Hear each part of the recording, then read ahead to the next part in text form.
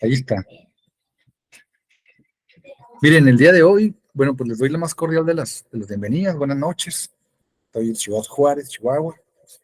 El día de hoy vamos a abordar las pedagogías antipensantes, así le vamos a llamar, ¿no? Hacia la construcción, ¿no? De los imaginarios, de una pedagogía antipensante, a partir de las propuestas de uno de los grandes sociólogos de América Latina. Ya lo vieron ustedes, ¿no? Orlando Fals Borda, colombiano. Entonces, de eso se trata, ¿no?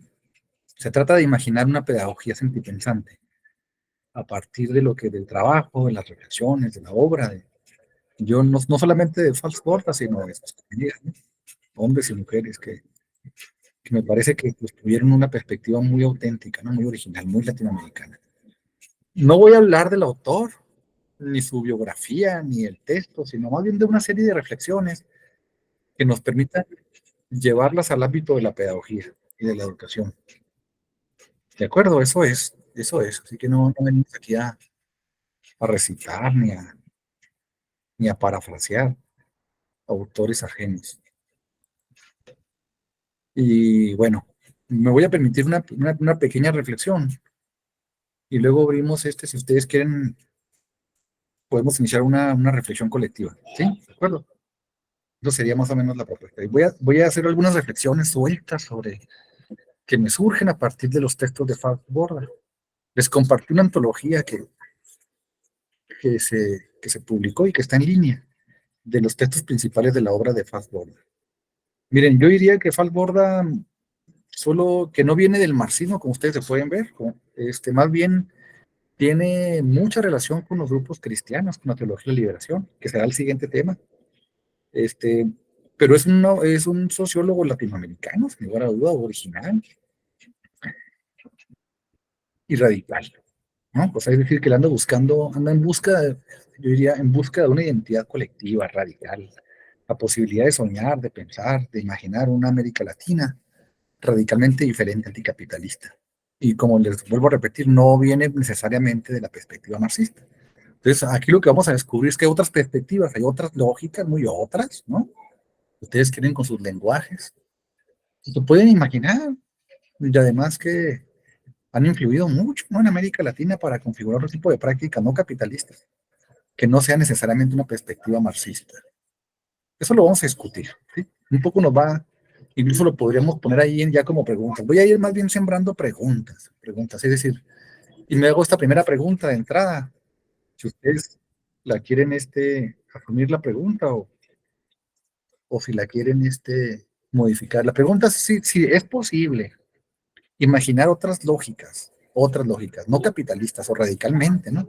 Diferentes al capitalismo, que no sean desde los supuestos del marxismo. ¿Es posible eso? O sea, ¿es posible construir otros imaginarios anticapitalistas que no sean necesariamente, que emerjan necesariamente de la perspectiva marxista? Es una especie de pregunta. Bueno, yo iniciaría con esto de lo sentipensante, ¿no? La perspectiva que nos pone Fassborda, la que construye Fassborda, recuerden que Fassborda, recuerden que Fassborda es uno de los primeros, o el equipo de Fassborda, ¿no? El equipo con el que participó, son uno de los primeros, de los pioneros en establecer, en construir las carreras de sociología en las universidades de América Latina, particularmente, ¿no? En la de Bogotá, en Colombia. Y van a construir una sociología muy otra.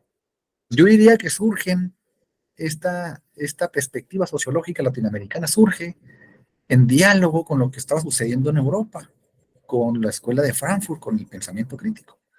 La escuela de Frankfurt es una corriente, digamos, un grupo de pensadoras y pensadores que se van a enfrentar al positivismo, al neopositivismo lógico, o al grupo de Karl Popper, que se autodenominan como la filosofía analítica o el racionalismo crítico, y que plantean de que en el campo de las ciencias sociales se puede hacer investigación de manera objetiva, de manera aséptica, neutral, que existe, ¿no? Que es posible, que la ciencia tiene como meta generar un conocimiento neutral, ¿no? que nos permita conocer la realidad más allá de las posiciones o de los prejuicios o los juicios valorativos inconscientes del investigador o la investigadora. Entonces, contra esta tesis de que es posible hacer investigación de manera objetiva, se van a contraponer las posturas de la Escuela de Frankfurt. Ya saben ustedes que la Escuela de Frankfurt, y no me voy a meter en ese tema, ¿no?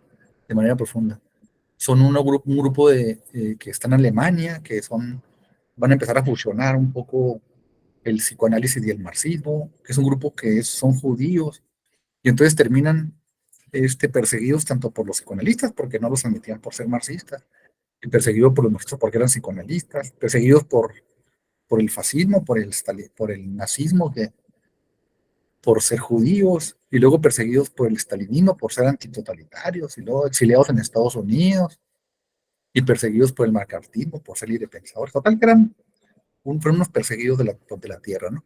Todos los regímenes, los fascistas, los estalinistas, los capitalistas, todos los perseguían porque eran críticos. Nombres asociados como el de Mascot Gamer, como el de Wartel Benjamin, como el de Habermas mismo, ¿no? Que todavía es un pensador vigente. Erich Fromm, Adorno, en fin.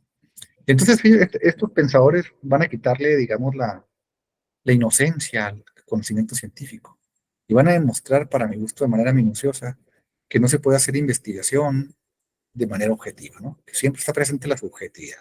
Y bueno, en todo el psicoanálisis, cómo deshacerse de las nociones inconscientes que están presentes en los procesos de mediación del trabajo científico.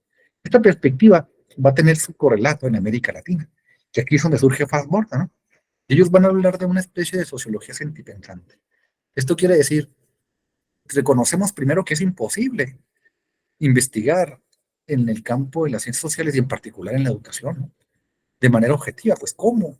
No se puede hacer investigación objetiva, primero porque, pues, a diferencia de las ciencias naturales o de las ciencias duras, que se conocen, pues hay una clara demarcación entre el objeto de estudio y el sujeto conocente, el sujeto de investigación. ¿Por qué? Pues porque estás trabajando con cosas, no con fenómenos sociales. Pero en nuestro campo, el objeto de estudio, el investigador es parte del objeto de estudio. Estudias la sociedad, estás estudiando la sociedad, la educación, pero uno es parte de la sociedad.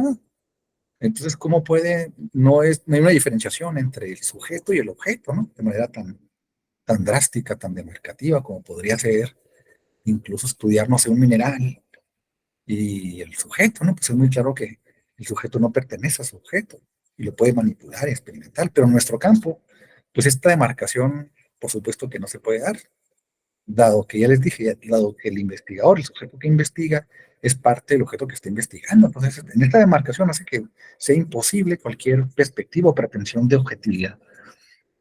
Y entonces, entonces yo digo, la primera tesis que tendríamos o el primer paso, ¿no? Tendríamos que dar es reconocer que no existe subjetividad en el campo de las ciencias sociales, que no existe subjetividad. Y yo sería más radical. Yo diría que no existe subjetividad en el pensamiento, en el conocimiento. No solamente en el campo de las ciencias sociales, sino en ninguno. Ya la física, me parece a mí que los avances más contemporáneos de la física, en el campo más duro, ¿no? Que es la física teórica, pues nos ha demostrado, ha devenido la teoría cuántica en realidad. Lo que va a demostrar es que cuando que pretendemos conocer en el ámbito infinitesimal de la materia, ya sea en el campo, en el macro, en el micro, quiere decir en el cosmos, en el universo, o en los elementos constitutivos de la célula, del átomo, pues cuando queremos conocer esos niveles infinitesimales, en la mirada del investigador termina afectando al fenómeno. Es decir, este asunto de los aceleradores nucleares, ¿no? Y entonces lo que va a plantear la mecánica cuántica es que los tenemos que conformar con la probabilidad, ¿no? Y no con la certeza. Es una de las grandes tesis que el mismo Albert Einstein se negó a reconocer, ¿no? A reconocer que ni modo, que el conocimiento había degenerado tan complejo y en la incertidumbre, ¿no? La incertidumbre, el caos, emerge la teoría del caos. En fin, y aunque se peleó siempre, o sea, siempre Einstein se negó o más bien le fue imposible pensar que la ciencia avanzara tanto y que deviniera en la incertidumbre, en la imposibilidad de los conocimientos absolutos.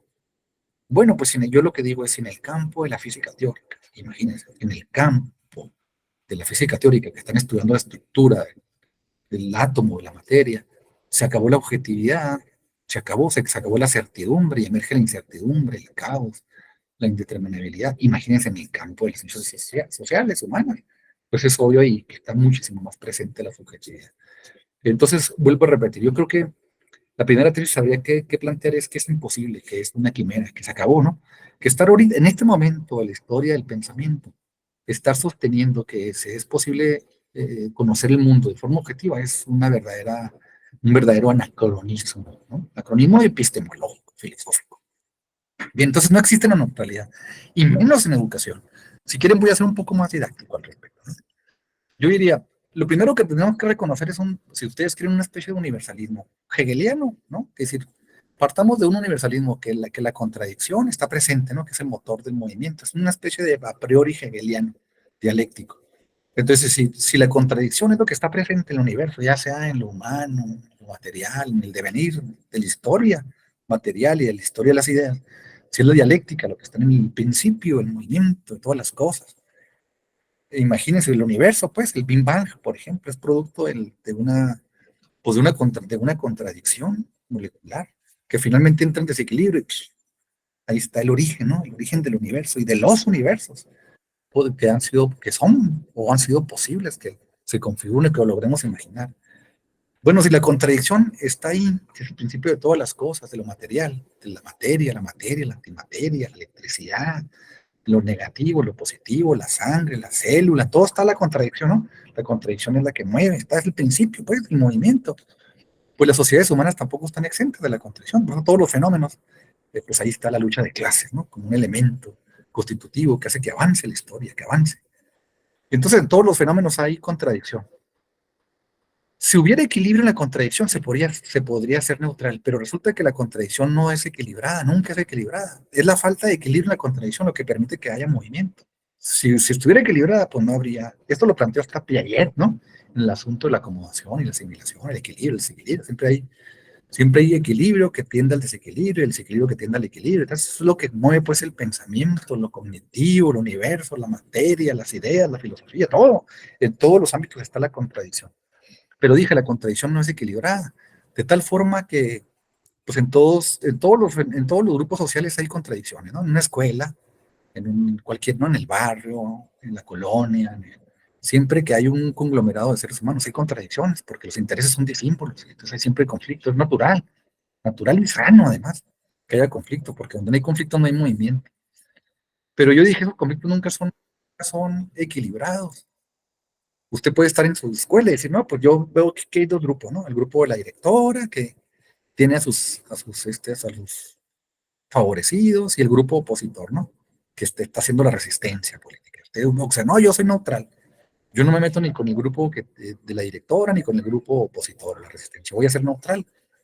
Pero como la lucha no es equilibrada, quiere decir, puede ser que el director, la directora, esté aprovechando su estatus institucional pues, para someter, para hostigar. Se ocupa la posición de opresor. Y el grupo minoritario pues ocupa la posición de oprimido. Y entonces su indiferencia, su silencio, no es neutral, sino que está usted legitimando. El silencio, la indiferencia, es otra forma de participación política. Entonces, conclusión, no se puede ser neutral. La neutralidad es otra forma de participar, otra forma de hacer política, de no ser. La falta de compromiso es una forma de comprometerse. El silencio también es una forma de participar, y en vez de más perversa, ¿de acuerdo? De forma explícita. Entonces, lo que está planteando, me parece que una de las reflexiones interesantes de esta propuesta latinoamericana es que si reconocemos que no existe neutralidad en los procesos educativos, particularmente, no existe neutralidad, el maestro, la maestra, nosotros, los educadoras y las educadoras, si tenemos una posición política, incluso con nuestro silencio. Si usted dice, bueno, pues están los libros de texto, ¿no? Unos que quieren que se repartan los libros de texto, otros que no quieren que se reparta y los prohíben, y usted dice, no, yo soy neutral, yo no estoy ni con uno ni con otro. No, pues su silencio siempre es una forma de participación, no puedes estar al margen de los conflictos sociales, no puede, uno siempre participa. Ya les dije, incluso la ausencia de participación es una forma de participación, porque termina uno legitimando, ¿no? Las decisiones de los poderosos frente a, pues es decir, tu indiferencia frente a las injusticias termina siendo parte de esas injusticias, pero no el, pero parte activa, ¿no? De la dominación. Y entonces, si reconocemos eso, entonces, si se reconoce, entonces habría que explicitar la subjetividad. Es decir, bueno, pues si no puedo ser neutral, si yo como educadora, como educador, no puedo ser neutral en los procesos sociales, en los procesos educativos, pues entonces voy a estar del lado de los oprimidos, de todos las y los oprimidos, los grupos marginados. O sea, yo voy a estar siempre del lado del que está en desventaja. Esa es una especie de tomar partido en los procesos sociales. Esa es como una primera lección, ¿no? Para imaginar una pedagogía con compromiso social. Porque si usted no se compromete, de todo modo se compromete. O sea, entonces estamos hablando de una especie de investigación o pedagogía sentipensante.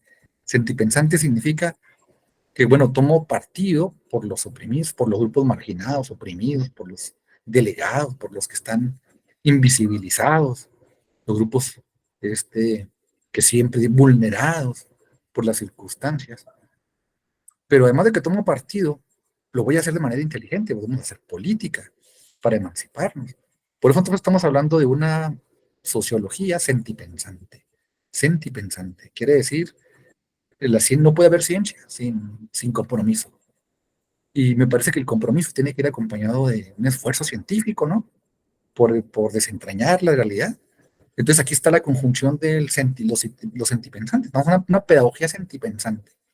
Una pedagogía donde la educadora se comprometa, ¿no? Elija libremente, que no elija por uno, que no sea el sistema quien elija cuál es el partido que debo tomar, sino que yo sabiendo, o más bien teniendo conciencia de que no puedo ser neutral en los procesos educativos, debo entonces elegir, ¿no? De manera consciente el partido con el que quiero jugar, de qué lado político quiero estar. Si quiero estar del lado con el opresor, legitimando al opresor, o voy a estar con el oprimido. El asunto es que el oprimido no está luchando contra el opresor.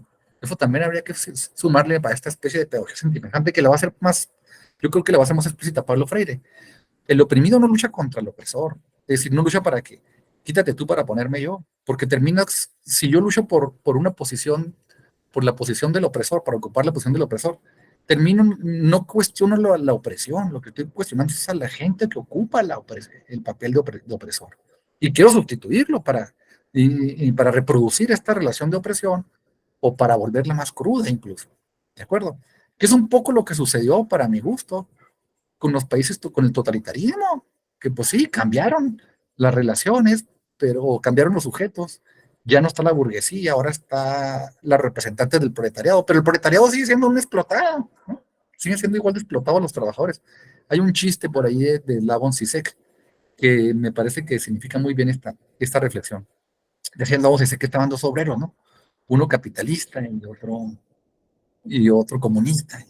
Y luego decían que veían pasar a su patrón, a los dos, ¿no? En una limusina. Y entonces que el obrero capitalista decía, no, pues ahí va mi explotador, ¿no? El que me explota, el que vive de mi trabajo.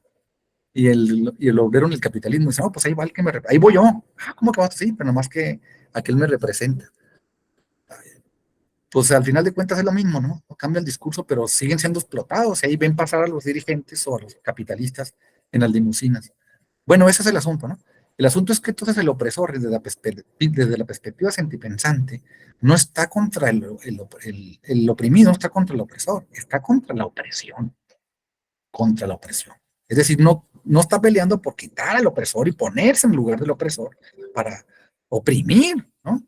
Sino está pensando en deshacer la relación opresiva y que desaparezca tanto el opresor como el oprimido, que desaparezcan todos y que desaparezca la relación de opresor, sea en el contexto donde se presente. Y entonces, si ese es el reto, si el reto no es sustituir al opresor, sino deshacer la relación de opresión, entonces Fauborda nos va a posibilitar imaginar, nos va a ser posible, nos va a imaginar una nueva relación pedagógica.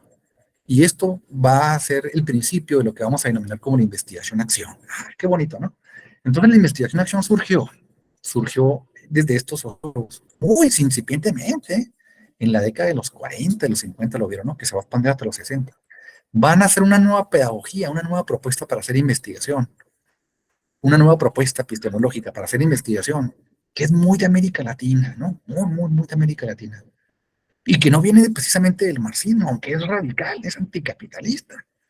Pero no quieren como traerse al marxismo, por muchas cosas, ¿no? Ahorita lo vamos a ver.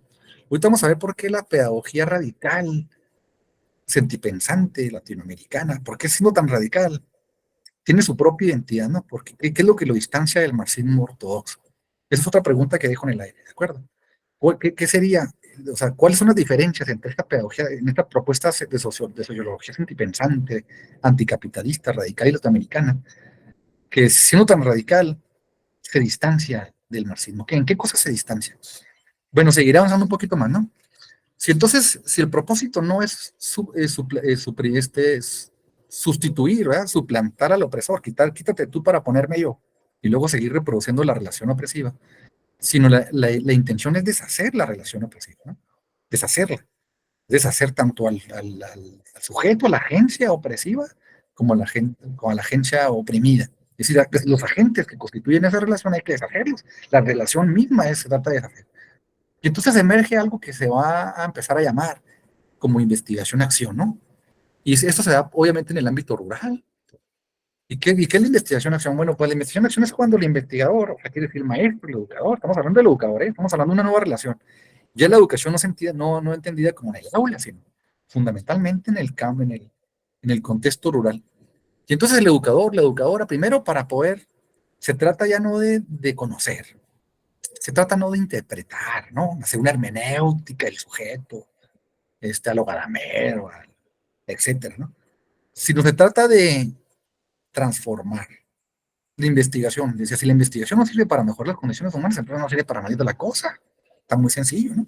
Si el conocimiento, si la academia, si los sociólogos, si los grupos de intelectuales, si nosotros, ¿no? Si no es para mejorar las condiciones humanas, si no nos juntamos aquí para mejorar la condición humana, pues entonces no tiene caso. Si es solamente para discutir o para tomar un café o para tener credenciales o para tener públicos o publicar libros, pues sigue siendo una especie de complicidad, ¿no? Con la sociedad, una sociedad opresiva.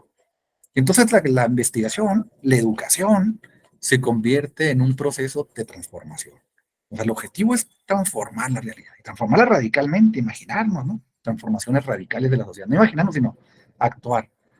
Y entonces lo primero que hace el investigador, lo primero que hace para poder transformar la realidad, para generar procesos de transformación radicales y reales, pues tiene que formar parte de la comunidad, primero. No puede ser un agente externo. Es la primera condición, ¿no? La primera condición es, el maestro no puede, la maestra, la educadora no puede ser externo, no puede generar procesos de transformación como un agente externo. Si es un agente externo el que viene a transformar, es una imposición. Tiene que salir de la misma comunidad, tiene que involucrarse con la comunidad. Y si no es de la comunidad, pues entonces tiene que ir a vivir a la comunidad. Hay que irse a vivir con la comunidad, hay que sufrir con la comunidad, hay que caminar con la comunidad. Y si tú no puedes ir a tener un proceso de transformación con un salario muy cómodo, financiado por CONACYT, etcétera, ¿no? Y luego vas a ir a estudiar a los pobres.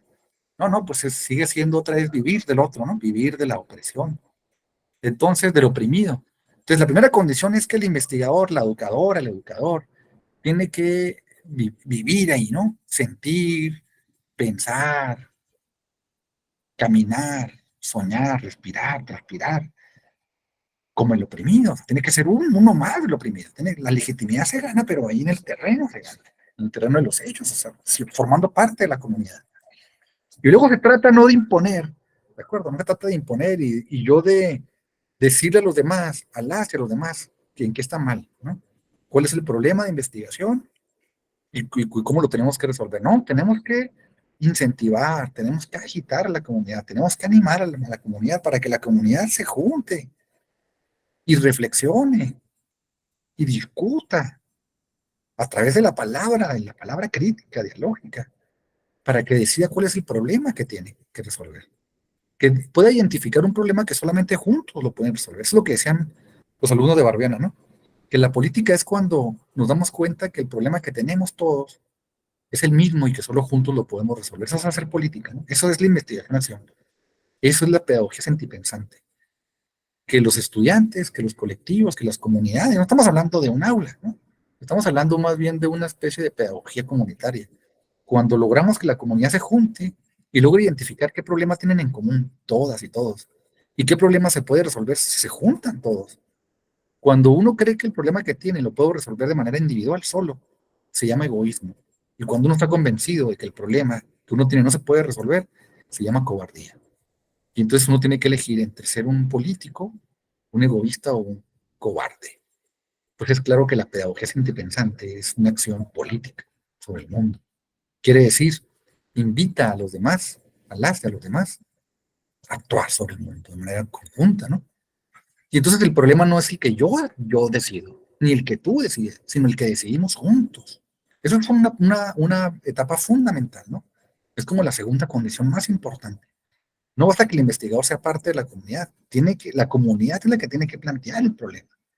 En el aula, imagínense ustedes en el aula, pues la maestra tiene que, no es lo que la maestra quiere aprender, lo que quiere que se enseñe. Tiene que ser los estudiantes, los estudiantes, los que decidan qué quieren aprender. Ellos tienen que decidirlo, a partir de un diálogo, ¿no?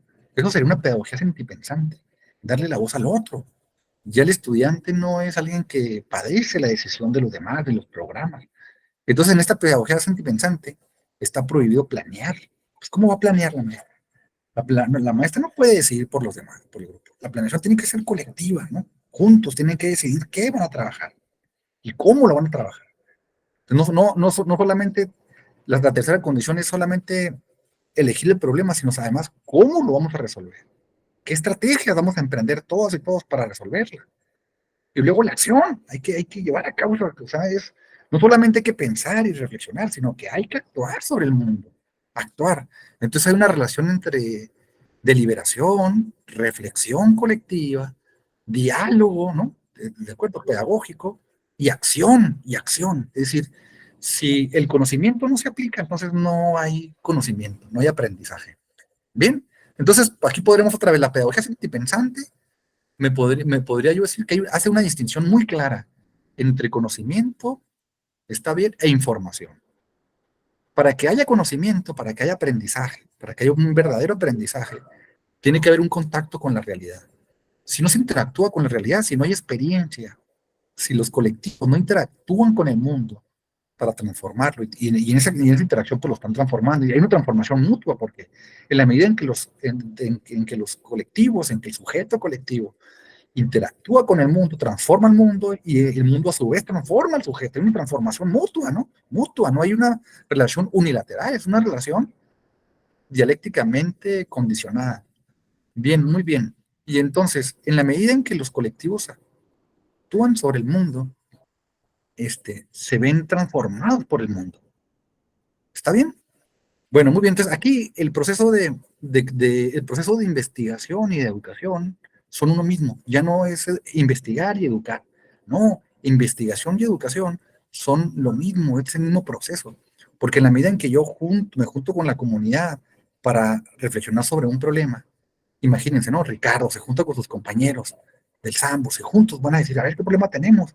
Entonces, en la medida en que están ahí reflexionando, no, pues que el problema es este, no, que el problema es otro, y están discutiendo, pues ese es un auténtico acto de educación, pero también es investigación. Entonces, investigación y educación son elementos complementarios, no dicotómicos, no dicotómicos.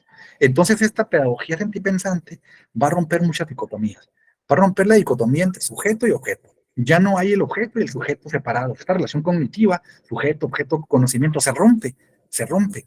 Y entonces el sujeto es parte del objeto y el objeto es sujeto. Quiere decir, el sujeto investigador se convierte en objeto investigado y los sujetos que son objeto de investigación se convierten en sujetos de la investigación. Entonces, el investigador se convierte en objeto y los objetos se convierten en investigadores. O sea, hay una relación, una dicotomía. Se rompe la dicotomía objeto-sujeto. También se rompe la dicotomía educación-política, porque al hacer educación estamos haciendo política y al hacer política es un proceso educativo. Están complementados. Quiere decir, la educación es fundamentalmente un acontecimiento político. Quiere decir esto, si usted no logra que los demás entiendan que somos una colectividad y que tenemos problemas en común y que solo accionando juntos podemos resolverlos, entonces pues, eso no es educación. Entonces, educación y política son el complementario. Entonces, se rompe la dicotomía educación y política. Se rompe la dicotomía sujeto-objeto. Se rompe la dicotomía educación e investigación. ¿De acuerdo? Porque usted hace investigación y hace educación. Y entonces una vez que los sujetos han decidido actuar sobre el mundo, ¿de acuerdo? Actúan, transforman el mundo, actúan. Entonces también reflexionan. Es el momento de la reflexión para la acción. Y luego la acción con reflexión. ¿Me explico? Entonces hay un proceso dialéctico entre acción y reflexión y acción. Entonces también se rompe la dicotomía entre reflexión y acción. Es una pedagogía que está reflexionando, pensando. ¿De acuerdo? Que es, para qué discutimos? Pues para actuar. ¿Y cómo podemos actuar? Pensando, reflexionando, reflexionar y actuar. Cada vez que, bueno, llevamos acá, tenemos un problema, lo identificamos, planeamos cómo lo vamos a resolver y luego actuamos y luego nos juntamos para reflexionar cómo nos fue, en qué nos equivocamos, por qué no pudimos generar los procesos que queríamos generar, qué nos faltó y luego recorregimos la estrategia y volvemos a actuar y luego volvemos a juntarnos para reflexionar. Entonces estamos actuando y evaluando. Entonces la evaluación no es un proceso ajeno a lo pedagógico, que sino también es una actividad propiamente pedagógica. Es el momento de la reflexión, de la acción. ¿Qué fue lo que hicimos y cómo hay que reflexionar sobre lo que hicimos y cómo corregir el rumbo? Y entonces aquí estamos un poco, otra vez, rompiendo la dicotomía, reflexión, evaluación, educación, ¿de acuerdo? Entonces la educación, la evaluación no es un agente externo al educativo, sino que también es propiamente una acción pedagógica.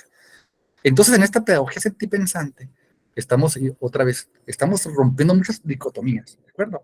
Una especie de dicotomías. Y es evidente que eso tiene que ver con actuar en el micro contexto. Pero también aquí la pedagogía sentipensante nos va a permitir, aquí otra vez me regreso a la reflexión, diferenciar entre conocimiento, conocer, aprender, conocer, e informar, ¿de acuerdo? Porque si la pedagogía solamente, digamos, que está usted en el grupo, con los estudiantes o con la comunidad, y si la pedagogía se restringe solamente a investigar, digamos que trabajan con niñas y que los niños quieren investigar sobre, no sé, sobre las vacas, quieren jugar con las vacas, otros quieren jugar con los bomberos y otros quieren jugar con el doctor. Y entonces tienen que discutir y reflexionar y votar y decidir cuál es el tema con el que van a trabajar. Y bueno, finalmente gana el de las vacas, ¿no? Y entonces si el tema de las vacas se restringe nada más a ver qué tipo de vacas hay, cuáles son los productos de la leche, cómo se hace el jamoncillo, cómo se hace los asaderos, el queso, hasta ahí no ha habido educación. Hasta ahí no hay educación. Hasta ahí lo que hay es información. Porque las niñas y los niños se han consultado libros, han consultado enciclopedias, han consultado lo que los demás saben, pero ellos no saben, porque no han hecho quesos. Entonces hay que ir a la granja, ¿no? Hay que ir a la granja y hay que ver a las vacas, y hay que ver la leche, y hay que preguntarle al ranchero, ¿no?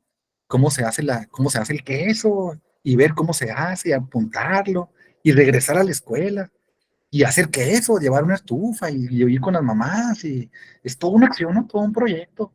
Y luego empezar a hervir la leche y hacer el queso, y luego a lo mejor se equivocan, y entonces quiere decir que no aprendieron bien, pero lo vuelven a hacer y les sale más rico, y entonces aprendieron. Ahí hay un aprendizaje. Hay aprendizaje después de la experiencia. Si no hay experiencia, no hay aprendizaje, que quede claro, ¿no?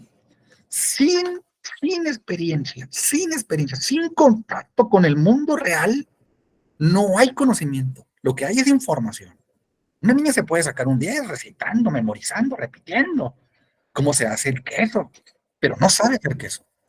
Podemos decir que sabe hacer queso porque hace queso.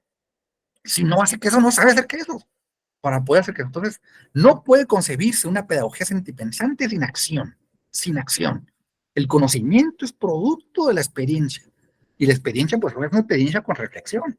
Por eso no es una propuesta pragmática. El pragmatismo quiere decir actuar sin pensar. No, aquí estamos hablando de una pedagogía sentipensante que reflexiona, que se equivocan, que no salió el queso, entonces se junta el grupo y a ver en qué nos equivocamos y se reflexiona y se corrige el proceso. Y aquí lo importante no es el problema que se resuelve, sino la formación política. Cuando los sujetos, los colectivos aprenden a resolver sus problemas, cuando aprenden a reflexionar en conjunto, cuando no esperan a que venga alguien de fuera a resolver los problemas, entonces ese es el propósito fundamental.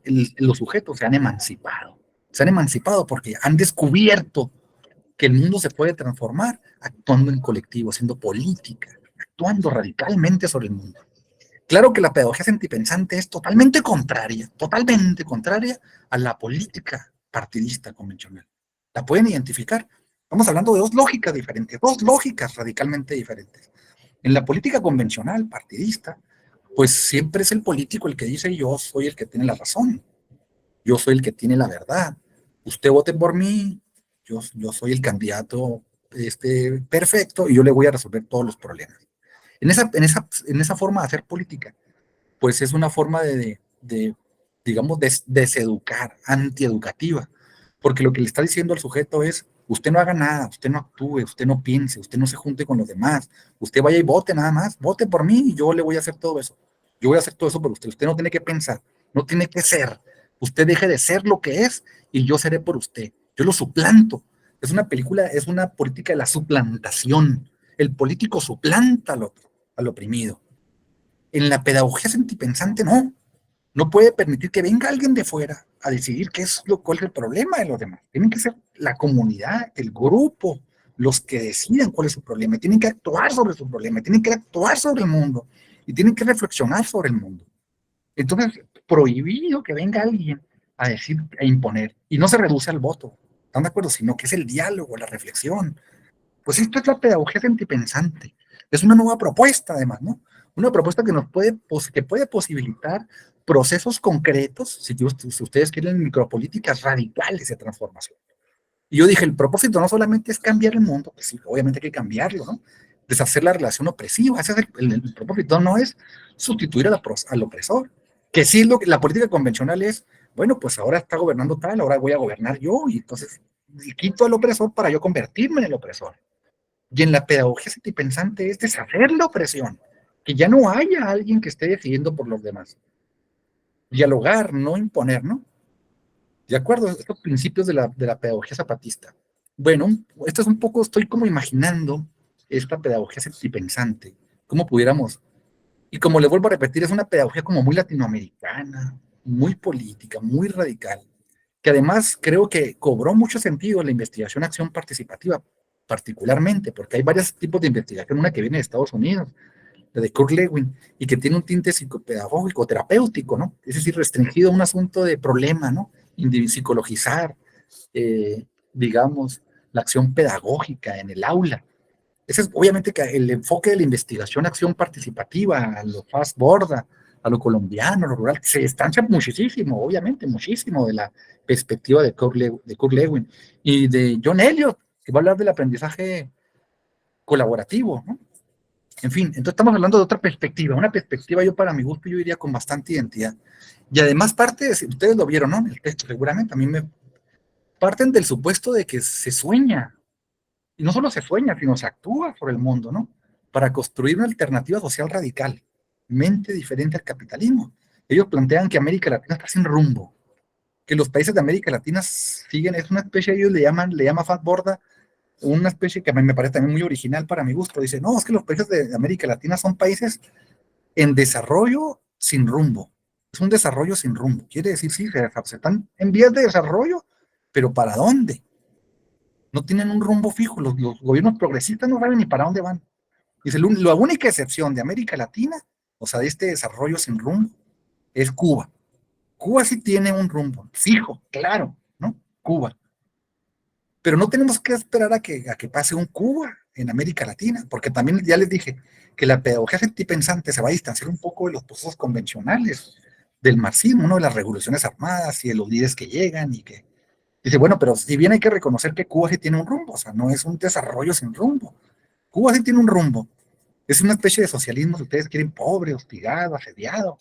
Pues también Cuba ha sufrido y padecido digamos, ¿no? Estas circunstancias transversas provocadas por el enemigo, por el imperialismo, porque lo tiene bloqueado. Y aún así Cuba ha podido sobrevivir. Pero bueno, pero no se trata de replicar Cuba, no se trata de replicar Cuba, que quede claro. Solo estamos reconociendo que en Cuba sí hay una alternativa radical al capitalismo. Pero en todo caso, lo que está planteando la pedagogía sentipensante es que podemos construir otras lógicas, otras, que no sean totalitarias, ¿escucharon? Que no sean la imposición de unos líderes, el totalitarismo, la falta de democracia, la falta de diálogo, la imposición del pensamiento, que se pueden construir otras lógicas basadas en la palabra, en el diálogo, en la colectividad, en la democracia, en la inclusión, que se pueden hacer. Y esta investigación ha recorrido América Latina, las montañas de América Latina. Y para terminar mi reflexión, que ya los invadí muchísimo, ¿no? Yo podría decir que de alguna forma, ¿no? Ha habido algunos ejemplos exitosos de esta pedagogía sentipensante. o lo que hemos denominado como la investigación-acción participativa, pero yo me quedaría más en esto de imaginar, pensar, soñar con la posibilidad de una pedagogía sentipensante, una pedagogía que parta del aula, del colectivo, que el colectivo transforme su mundo, su cotidianidad. No estamos hablando de una pedagogía basada en los proyectos, por favor, de entrada, ¿eh? Por favor. Estamos hablando de un proceso emancipatorio latinoamericano, antitotalitario, democrático, dialógico, sentipensante. Estamos hablando de otra lógica. Para mi gusto, una de las experiencias más exitosas de América Latina es el levantamiento zapatista. Otra vez, vuelvo a lo mismo, ¿no? Otra vez la burra al trigo, dicen. Lo que pasa es que estoy muy enamorado de este proceso porque he observado un poco en este proceso de surgimiento del movimiento zapatista en México, en el sureste. Pues, ¿por qué? Porque lo que teníamos era un pequeño grupo de marxistas, las Fuerzas de Liberación Nacional, era un pequeño grupo, ¿no? De guerrilleros que habían crecido en la clandestinidad en los años 60, 70. Pero luego que se meten a la selva, la candonan, van con las comunidades indígenas, allá en la selva. Y entonces en vez de imponerse, ¿de acuerdo? En vez de convertirse en los líderes de las comunidades, se van a fusionar con ellas, se van a fusionar. ¿Cómo se ganaron la legitimidad? ¿Ustedes creen que el subcomandante Marcos y todos los que andaban en la Fuerza de Liberación Nacional se ganaron la legitimidad porque por el buen rostro, porque tenían muy bonito discurso, porque era poeta?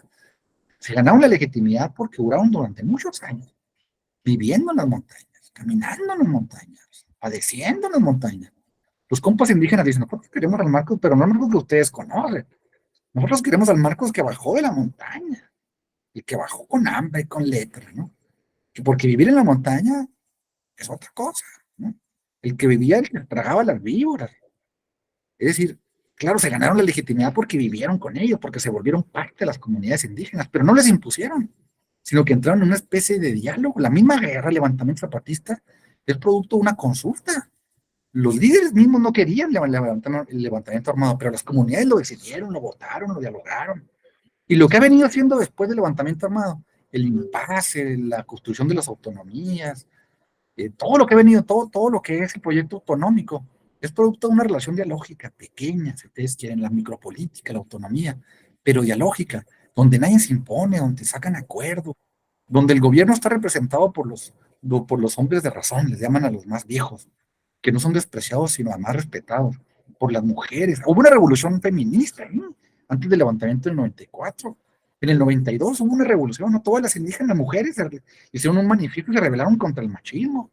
Son pioneras en la revolución feminista, ¿no? Entonces, estas prácticas sentipensantes, así lo vamos a llamar, ¿de acuerdo? Esta pedagogía sentipensante también está presente en las comunidades zapatistas. Por eso no es un proceso convencional. Además, no persiguen el poder, no quieren una diputación, ni la presidencia municipal, ni la presidencia de la República. Ellos están generando otro tipo de poder, otro tipo, donde no hay gobernados y gobernantes, donde el poder se convierte en una fuerza colectiva, en un sueño colectivo, donde todas y todos deciden, niños, mujeres, eh, hombres de razón, todos están representados. Los gobernantes no tienen privilegios, sino es una especie como de castigo, de encomienda, es un honor representar a la comunidad. Estamos hablando de otras lógicas, otra forma de organizarse, y otra forma de generar procesos concretos, si ustedes quieren, desde la micropolítica, de procesos concretos de transformación social radical, anticapitalista. Otra lógica es posible, otra, aunque pareciera increíble, ¿no? Que no tiene que ver con la emergencia o con las tesis clásicas del marxismo. Bueno, un poco hasta ahí.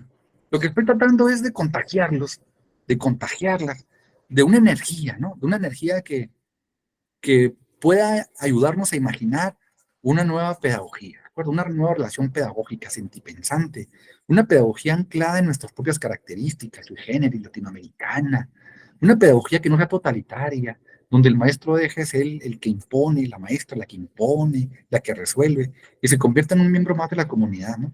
Es digamos, como morir como sujetos y renacer como proyecto colectivo. Eso es, esa es mi propuesta. Un poco estoy como tratando de incentivar para imaginar esto, ¿no? Imaginar que otro mundo es posible, otro, con otras lógicas, y además en la búsqueda de una nueva identidad, ¿no? Una identidad radicalmente diferente. Es decir, deshacer las relaciones opresivas y redescubrir nuestra identidad como pueblo latinoamericano.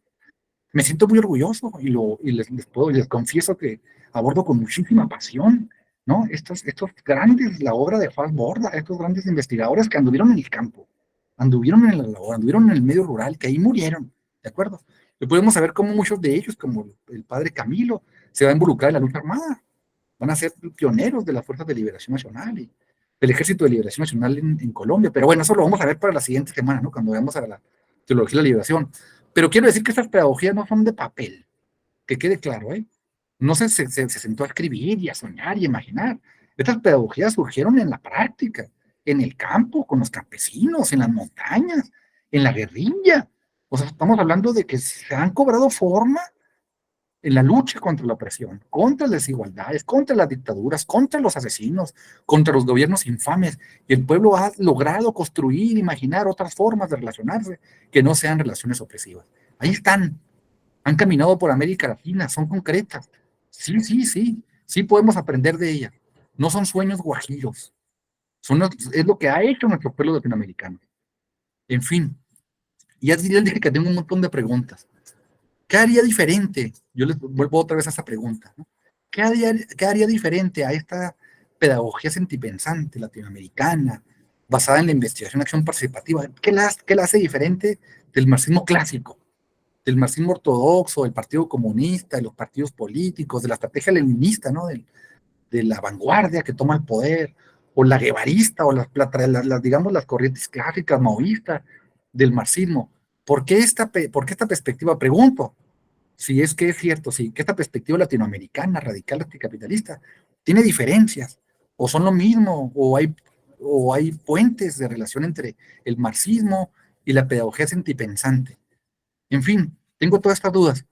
Yo no sé si soy capaz de enamorarlas, de seducirlas, con un imaginario nuevo, un nuevo imaginario, de una nueva forma de concebir la pedagogía, a partir de experiencias que han cobrado forma, para mi gusto, en los rincones más apartados, ¿no? En nuestro continente y con los sujetos más marginados. Pero sin embargo, como ustedes lo pueden ver, está lleno de pasión, de corazón y de la posibilidad de construir un mundo menos desalentador. Bueno, ya porque ya me emocioné mucho. En fin, me gustaría escucharnos, hacer de esto una especie de diálogo. Bueno, hasta ahí le dejo.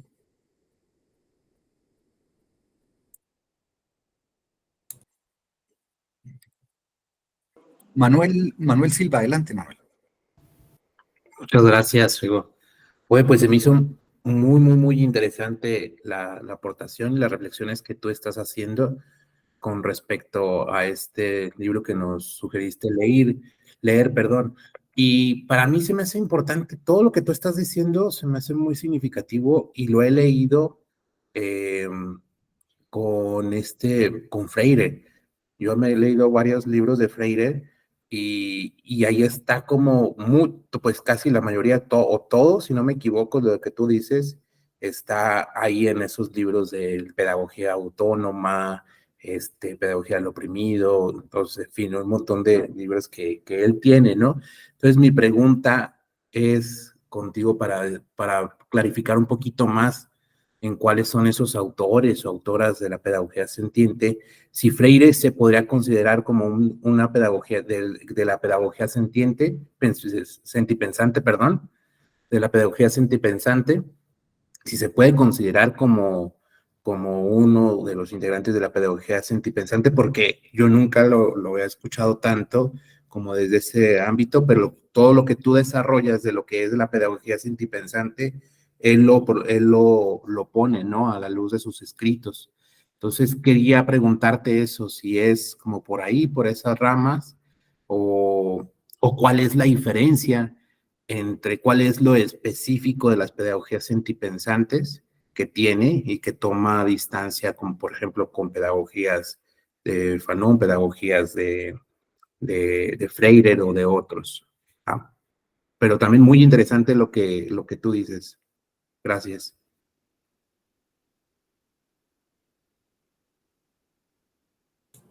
Bien, Manuel, si quieren participar más, bien, mejor. Y luego hacemos una reflexión. ¿Alguien más? Adelante, Ricardo. Aquí estoy Hay pendiente. hay un elemento en la pedagogía del oprimido, que es la palabra auténtica, la palabra heredada, y en relación a una de las cosas que se mencionaban en el texto que nos invitaron para reflexionar esta sesión, está sobre la tradición que tiene el uso de las palabras y su dimensión política. En la pedagogía o en la propuesta que plantea Freire, que están estas dos palabras, la palabra auténtica es aquella que se trabaja, se reflexiona, es colaborativa con el otro y el mundo, y hasta poética en el aspecto en que se plantea un nuevo proyecto en donde como se deje el yo, el tú, y se hacer el ser yo, el ser tú, a un ser nosotros, un sueño donde quepan todos con sus diferencias. Entonces, creo yo que la pedagogía de Freire pudiese ir por ese rumbo en que si puede ser contemplada como una pedagogía sentipensante. En otro aspecto, siento que las pedagogías sentipensantes son aquellas que tienen esta dimensión político, con un análisis histórico, y que emplean la palabra auténtica, la palabra verdadera, en el aspecto en que existe una valoración sobre ciertos aspectos analizados de la tradición. Por ejemplo, la hoja de tamal, que en el norte es hoja de tamal, en el sur tiene otro nombre, por los pueblos originarios, y nadie lo llama así. El nombre se me escapa, pero cayó en desuso. Y así ha pasado con muchas cosas que nos deben de ser muy propias, pero por colonialismos imperialistas se van olvidando. También este rescate de tradiciones, porque la tradición que marcaba estas palabras que se vuelven hegemónicas no es la única tradición que hay. Existen otras, pero la tradición, al igual que la pedagogía crítica, existe una tradición con T mayúscula y otras tradiciones con T minúscula. Entonces, en el aspecto de otra parte que se mencionó aquí sobre las experiencias, creo yo que las pedagogías sentipensantes son aquellas en las que las propuestas pedagógicas, claro que conllevan a un aspecto político, y la política es vista desde una perspectiva muy otra a las tradicionales o a las que caen en la cotidianidad hegemónica, de considerarla, como el profesor Rigo mencionaba en algunas ocasiones pasadas, partidista, que la política se reduce a partidos, a ciertos intereses, cuando debería ser entendida de un aspecto un poco más esencial, en que, como diría Aristóteles, somos el sum politikon, el animal político. Antes que ser racionales, somos políticos, y esta política es una política, en palabras de Fromm, biófila, que nos ayude a ser más con el otro. Entonces, a mi parecer, las pedagogías sentipensantes son propuestas que ponen en lo pedagógico elementos políticos, y que más que nada se vuelven propuestas no universales, sino contextuales para un tiempo y un espacio, y que quedan muy claros que no son la receta mágica, y por lo tanto saben muy bien que lo que a mí me funcionó puede no funcionarle al otro, pero si lo comparto, no es con la perspectiva de darle una regla para que sepa cómo medir el mundo, sino una propuesta que le ayude a contribuir no solo a él, sino en este sueño colectivo para un mundo más alentador. Esa sería mi participación. Gracias. Bueno, a ver, déjame ver. Es que Manuel hizo ahí un señalamiento muy profundo, ¿no? Manuel Silva, una pregunta ahí muy para mi gusto, muy incisiva. Bien, ¿cuál es la diferencia entre la pedagogía sentipensante y la pedagogía de Pablo Freire? Que vamos a ver la próxima semana, lo vamos a ver con calma. Pero mira, el punto central es es la lucha armada. La pedagogía de Pablo Freire está por la paz. Es una pedagogía que lo vamos a ver con calma, ¿no? En muchas partes, pues Pablo Freire viene del cristianismo, la teología de la liberación, de la ética de la liberación, y se van a oponer bajo cualquier circunstancia a la violencia, ¿no? Al uso de la violencia organizada contra la violencia. Y entonces la pedagogía sentipensante anda buscando una solución radical. Si ustedes no sé si tuvieron oportunidad de leer el segundo, bueno, vimos la última parte, ¿no? El texto, le sugerí que leyéramos la subversión, pero hay por ahí una especie como de balance de cómo van los procesos de América Latina, ¿no? Y entonces el texto comienza con esto, a ver, vamos a ver. Comienza con la muerte del Che Guevara. El Che Guevara, al Che Guevara lo mataron en el 9 de octubre de 1967. Ahí ahí va mi reflexión, Manuel. El Día del Guerrillero Heroico es el 8 de octubre y no el 9. Les voy a decir un poco por qué. Y por qué la muerte del Che Guevara va a significar tanto para imaginar una pedagogía sentipensante. Cuando matan al Che Guevara, el Che Guevara muere en Bolivia. Recuerden que el Che Guevara es argentino, que peleó en Cuba y que va a morir en Bolivia. Quiere decir, es el auténtico ejemplo del internacionalismo proletario, ¿no? Bueno, pues en el 8 de octubre, cuando atrapan al Che Guevara y a su grupo en la Cañada del Ñuro, acuérdense que lo andaban persiguiendo, pues, asesorados, ¿no? Por los yanquis, pues el ejército bolivariano. Y entonces lo acorralan, los acorralan, y lo cercan, ¿no? En la Cañada del Ñuro. Andaban solos. Y además habían sido denunciados por los mismos campesinos, los mismos indígenas, ¿no? De la región. Finalmente se quedan sin apoyo social, son atrapados, cercados. Y bueno, pues ahí es muy heroica esa jornada del 8 de octubre del 67 porque le dicen, bueno, pues comandante, es el comandante, sale, vamos a romper el cerco, ¿no? Vamos a ver, vamos a romper el cerco, vamos a ver la parte más débil, ¿no? Por allá la localizaron, dijo, por ahí vamos a romper el cerco y vamos a escapar, ¿no? De la zona de combate.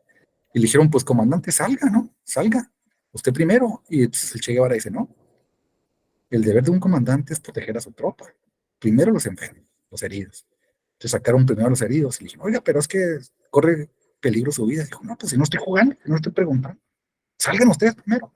Yo saldré al final. Tengo que proteger a la tropa. Y entonces obviamente salieron algunos de sus compañeros, rompieron el cerco y él cayó ahí, cayó en combate. No pudo morir ahí porque se le atoró su metralleta, ya no pudo disparar. Entonces lo toman vivo y lo van a matar sino hasta el siguiente día, ¿no? De forma muy cobarde. Lo van a matar hasta el 9 de octubre. Sin embargo, el Día del Guerrillero Heroico es el 8 de octubre, porque lo que se conmemora es la valentía, la ética de un guerrillero, ¿no? La ética, la ética. O sea, el Che Guevara pudo sobrevivir, como lo hicieron sus compañeros. Los que rompieron el cerco sobrevivieron y vivieron y muchos de ellos vivieron de eso. Y el Che Guevara no aceptó digamos, esa condición. La ética del guerrillero le dijo, del deber de un comandante es proteger a la tropa. Bueno, pues se hace muy emblemática, obviamente, la figura del Che, claro, pues es el símbolo de la libertad, piénsenlo. Es la figura más importante del siglo XX, marca el siglo XX, es la figura de la posibilidad libertaria radical. Sin embargo, lo que dicen lo que va a plantear la pedagogía sentipensante es que ese momento, el momento de la muerte del Che, es como el momento cero, ¿no? Porque luego hubo una especie se sofocó la posibilidad de una transformación radical desde la perspectiva tradicional de las revoluciones armadas. Pues porque finalmente el Che Guevara estaba respondiendo a un estereotipo occidental de cómo hacer una revolución. Es decir, un grupo una vanguardia armada, bien decidida, que se va a luchar con los pueblos oprimidos y que los libera, ¿no? Los va a liberar. Pero esta perspectiva sigue siendo como una perspectiva que se ahoga porque no lograron, porque eran ellos los líderes, porque no se inmiscuyeron con la comunidad, porque lo que querían era como imponerles, ¿me explico? Finalmente ellos tenían que encabezar el proceso revolucionario y las comunidades se alejaron tanto de los revolucionarios que terminaron denunciándolos. La misma comunidad del Che Guevara llegó a una comunidad donde se estaban muriendo de hambre, los curó como médico les dieron de comer, compartieron ahí hasta su comida, y a la media hora los denunciaron con el ejército. Esto quiere decir que no estaban vinculados, no se vincularon con la comunidad, no se vincularon, no se metieron con las comunidades indígenas y no generaron este proceso simbiótico, ¿no? Esta simbiosis entre el revolucionario y la comunidad, que finalmente se tienen que decidir de manera colectiva por las formas o las distintas formas de emancipación social. Bueno, muy bien, Manuel, bien. Lo que está planteando la pedagogía pensante es como una salida a esta sofocación. Es decir, si fracasó la perspectiva globalista de la revolución, si finalmente la muerte del Che, alguien tiene por ahí el micrófono abierto, si finalmente esta perspectiva de la transformación radical de América Latina, de los países a través del proceso revolucionario, se sofocó, quiere decir, parecía que se había agotado. Y entonces la pedagogía sentipensante va a imaginar, a construir una alternativa radical, pero desde otra perspectiva, muy otra perspectiva. No sé si lo alcanzas a ver, ¿no? Una perspectiva donde ya no soy yo el revolucionario y voy a liberar a los pobres, sino que tengo que inmiscuirme con los pobres, con los oprimidos, y los oprimidos tendrán que llegar al proceso de liberación, que pasa por la vía armada, pero no necesariamente, pero tampoco se descarta. Si es una transformación radical, pues las comunidades que han sido despojadas de sus tierras, ya lo vimos con el asunto del indio, ¿no? Pues las comunidades indígenas han sido despojadas de manera sistemática, violentadas, pisoteadas, insultadas, violadas, o sea, sobajadas. Pues la única forma de emancipación tendrá que pasar por la recuperación de sus tierras. Y frente a esta violencia sistemática, pues está la violencia organizada. Pero es una violencia no para matar, sino para no dejarse morir de hambre. Y entonces en el asunto de la violencia, la pedagogía sentipensante no tiene, digamos que no tiene miedo, no tiene titubeos. O sea, si las comunidades finalmente descubren que es a través de la vía armada como se pueden emancipar de la violencia, utilizar la violencia para emanciparse, la violencia estructural, pues esa es la solución, pero tiene que ser la comunidad la que llega a tal acuerdo. En este punto, el uso de la violencia están distanciados de los freirianos, ¿de acuerdo? Toda la postura cristiana que van a dejar el asunto de la emancipación solo en la concienciación y el diálogo, pero no le van a entrar a los procesos concretos de emancipación, ¿de acuerdo? Frente a las dictaduras, las masacres y las torturas que ha padecido América Latina. Entonces, si bien hay puntos de encuentro, pues naturales, claro, ¿no? Entre la propuesta sentipensante, entre la pedagogía sentipensante, la vamos a llamar, y la propuesta de la liberación de Paulo Freire, claro, hay puentes, la vamos a descubrir, como tú dices, Manuel. Parece que todo es igual, parece que todo es igual. Pero los compañeros, las compañeras construyeron la pedagogía sentipensante en las selvas, en la lucha armada. Es una lucha armada que no imponía, que no era una opción totalitaria, sino era la única alternativa para sobrevivir y para repensar y reconceptualizar la violencia. Una comunidad que se decide tomar las armas para no morirse de hambre. Una especie, ya vieron la vez pasada, en la clase pasada, semana pasada, que vimos este asunto de ¿y quién va a perdonarnos, no? ¿Quién puede otorgar el permiso? Decir esa muerte tan suya, esa muerte tan inútil, esa muerte tan de nada, en la que mueren miles de indígenas, de hambre, de tifoidea, de enfermedades curables. Entonces, frente a esa violencia estructural, bueno, pues la pedagogía sentipensante no titubea, ¿no? Digamos, para actuar de forma radical frente al mundo y a su contexto. No es una receta, como bien lo dijo Ricardo, no es una receta, no se trata de traspolar, se trata de que la comunidad decida de manera radical, ¿no? Transformar su contexto. Yo no sé si eso contesta la respuesta, no, tampoco la tengo a la mano, Manuel? Sí, se me hace muy interesante todo lo que dicen.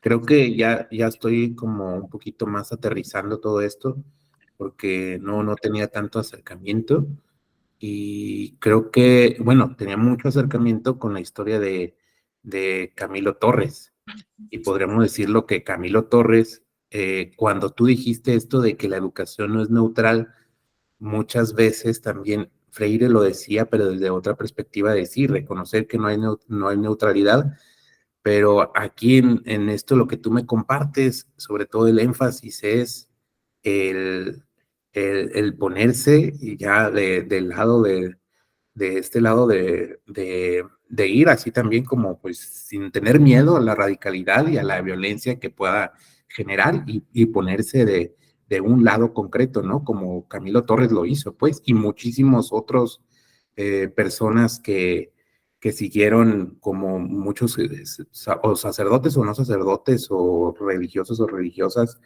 que se salieron de ahí, pues, motivados pues por la teología de la liberación, estuvieron cercanos, pero después toman distancia radicalmente y se separan para estar con el pueblo y desde el pueblo y siendo uno de ellos, ¿no? Entonces se me hace muy bueno. Gracias. Ahora, Manuel, no es una pedagogía para matar, ¿eh? No, no es una violencia para matar.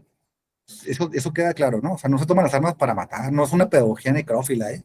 Y se está pensando, es una para no dejarse morir, ¿no? ¿De acuerdo? Se toman las armas porque no hay alternativa, porque fueron los caciques, los despojaron, los humillaron y los están matando. Y cualquier protesta o cualquier síntoma de resistencia, pues es acallado. Pues miren lo que pasó con Chile. No sé si estamos celebrando el golpe de Estado, pues es un acto tremendo, brutal. Oigan, el Estadio Nacional, lo conocemos, Ale y yo, ¿no? No sé, güey, ¿cómo tomar un estadio para como un centro de tortura? Es una herida que tiene América Latina profunda, profunda. O sea, nuestros pueblos han padecido una violencia estructural terrible. Entonces la pedagogía sentimental no se podía quedar callada. No podía ser una pedagogía de discurso. Un poco yo creo que esa es la gran diferencia con la pedagogía de Freire, que la pedagogía está bien, está muy romántica y poética, pues porque Freire es un poeta, pero sigue siendo eso, una poesía hermosa, pero no un compromiso, ¿no? Yo diría, el compromiso se queda como a medias. En la medida en que reprueba cualquier acto de violencia organizada, yo digo, no, pues entonces se quedó, es una especie de la propuesta freudiana se queda como a medio camino, ¿no? Finalmente, yo diría, la teología de la liberación tiene como dos vertientes, aquí como los hegelianos, ¿no? Los de derecha y los de izquierda. Yo diría que la pedagogía sentipensante es como la derivación de la teología de la liberación, pero radicalizada, ¿no? Y la perspectiva, digamos, pues sí, esta de la ética y el pacifismo, es la pedagogía de Paulo Freire, que tienen el mismo como origen, desprendimiento, por eso tienen tantas cosas en común, pero finalmente a la hora de la acción, a la hora de actuar en las comunidades, en las selvas, con los pueblos, ahí se van a ver las diferencias. No sé si se nota, es que es muy complejo, ¿no? Las diferentes propuestas que han caminado y nacido en América Latina. Bueno, ahí está, Alfredo. Adelante, Alfredo. Hola, buenas noches. Espero que todos anden muy bien. Estoy pensando esto como en el aire, ¿no? No lo tengo organizado. Hay una parte donde Falsborda habla y hace una crítica sobre, un poco pensando en lo que se diferencia del marxismo, ¿no? Se hace una crítica a la figura del proletariado como sujeto histórico, ¿no? Un poco dice que eso ya decayó o está completamente agotado, ¿no? Como figura de subversión, porque eso lo desarrolla en la parte de la subversión. Y él se enfoca en sectores minoritarios y habla mucho del pensamiento raizal, ¿no? Como está, o lo radicular que mencionabas. Y a mí me parece muy interesante esto de los grupos minoritarios como sujetos políticos, porque bueno, en mi propia historia personal o viviendo en donde vivo en Juárez, pues es el sector el que yo conozco y el que he visto, ¿no? Y el que he visto sus pequeñas subversiones, ¿no? Y hay una película que también quería recomendarles, que me gusta mucho, que a propósito es colombiana, que se llama La Estrategia del Caracol. Y La Estrategia del Caracol es del 93. Es una película muy bella porque es un grupo de gente que es una gente ocupa en Colombia, y la industria inmobiliaria quiere desalojarlos porque intentan gentrificar una zona en el centro, ¿no? Y es gente muy heterogénea. Hay un anarquista de la Segunda República, hay una mujer trans, hay un poeta, hay un abogado que les ayuda pues para que no los desalojen, ¿no? Ha ido a la corte y es un abogado que está quebrado porque es un abogado solidario, ¿no? No tiene un mango y vive en una vecindad junto con la otra gente porque se la pasa ayudando al oprimido, ¿no? En esos términos. Y es toda esta gente que no parece tener nada en común, al final generan una comunidad de afectos que les permite compartir lo que saben para combatir a la inmobiliaria y a la policía.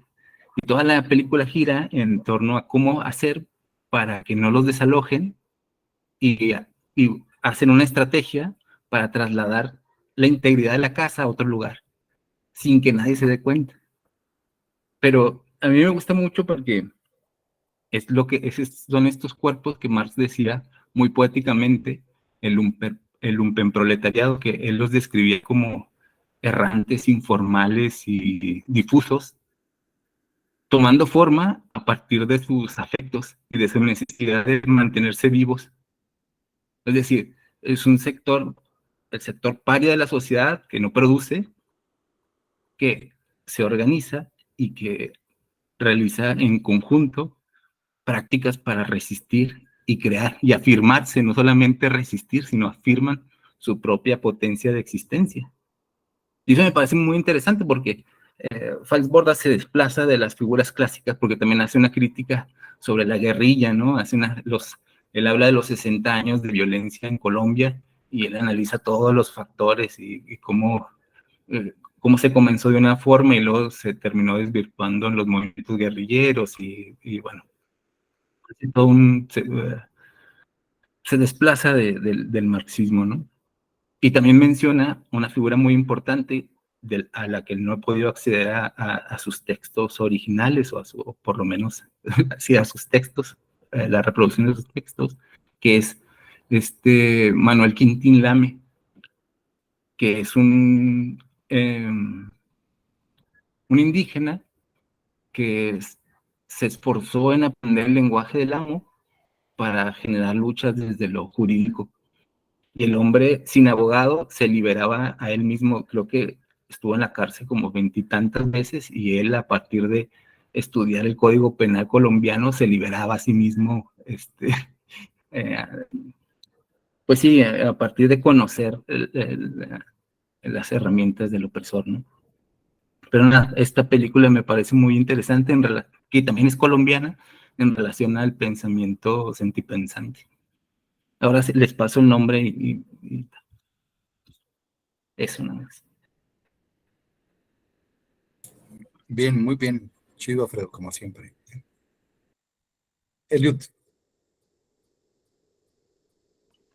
Buenas noches, digo, buenas noches a todos y todas. He escuchado la mayoría de las participaciones, en algunas un momento cortado, porque estoy en mi equipo celular y pues, no es muy buena calidad, pero con el corazón los he tratado de poner atención. Em, desde la pedagogía sentipensante que maneja Falsborda, ¿no? Desde esta propuesta tiene que ser desde Latinoamérica y tendría que ser desde la radicalidad, ¿no? Como lo hablábamos la semana pasada. Yo encuentro un problema, bueno, no un problema, sino algo de lo que podríamos discutir o podríamos, o puedo compartirles, ¿no? Tiene que ver con la realidad, por ejemplo, del estado de Chihuahua. Como ustedes saben, el estado de Chihuahua pues está librando una batalla por la educación pública contra la derecha neoliberal, fascista o neofascista, ¿no? Esta derecha que aparte de secuestrar los libros de texto, pues tiene secuestrada la educación pública en todos sus aspectos, sometiendo a una carga ideológica importante desde las cúpulas. Bueno, con esto, por ejemplo, hablar de una pedagogía sentipensante a la hora de aterrizar los proyectos, o a la hora de aterrizar una metodología, ¿no? De un trabajo, de un currículum diferente, un modelo educativo distinto, ¿cuál será la dificultad? ¿Cuál será la dificultad de esta radicalidad de la propuesta que es necesaria ahora? Yo digo que antes podría decirse que la radicalidad era eso, ¿no? Una opción a la lucha, ¿no? A la lucha desde la pedagogía sentipensante, por ejemplo, otro tipo de pedagogías también de avanzada, pero ahora es una necesidad radicalizar la pedagogía. Lo hablaba Rigo, lo hablaban mis compañeros en su discurso el viernes pasado. Hablar de una posibilidad distinta en la educación pública es hablar de ser radical. De ser radical porque el fascismo, al menos aquí en Chihuahua, yo sé que en muchos lados también, se frena así, se frena con propuestas radicales. Pero hay un detalle, es a donde quiero llegar. ¿Cómo, cómo jugar, ¿no? O cómo entrar a esta cuestión hegemónica, ¿no? De imposiciones ideológicas, de imposiciones de cómo vivir, de cómo actuar, de cómo hacer pedagogía, de cómo hacer escuela, que impone la derecha, que impone de una manera hegemónica, cómo entrarle al llegar a las escuelas, ¿no? A un aterrizaje radical. O sea, se oye bien padre, ¿no? La propuesta sentipensante, se oye bien padre todo esto, pero ¿cómo hacerle para que no nos juzguen de dogmáticos, para que no vean que es una imposición, no repetir estructuras de autoritarismo, de adultocentrismo, llámele como le quiera llamar? ¿Cómo hacerle para que estas propuestas germinen desde donde deben germinar? Desgraciadamente ahora están siendo desplazados muchos los maestros y maestras de a pie por el gobierno fascista. O sea, los maestros y maestras pasamos a segundo término. Los que estamos en el salón de clases, los que que no tenemos un grado académico muy elevado o que podemos dar a las universidades, pero se están olvidando de que nosotros maquilamos, ¿no? O movemos la masa, los padres de familia, los niños y las niñas, somos los que llevamos con creatividad, dice Tere Garduño, las propuestas que querramos desde abajo, ¿no? Porque la verdadera propuesta pedagógica viene desde abajo, así como lo pensaba Falsborda, desde la sentipensante. Hay una referencia de Freinet muy interesante que habla de que hay que formar, ¿no? Hay que formarnos como seres humanos y formar niños y niñas que tengan un pensamiento cada vez más crítico y un corazón cada vez más noble, ¿no? Esta parte del sentipensar, del actuar pensando, el actuar desde la radicalidad, se necesita ahora. Mi pregunta es esa, ¿cómo poderle hacer, ¿no? Para de verdad aterrizarlo y que sea otro frente de batalla, al menos, por ejemplo, aquí en Chihuahua, contra el fascismo, ¿no? ¿Cómo hacerle desde las bases para que la gente se crea esta posibilidad, compañeros?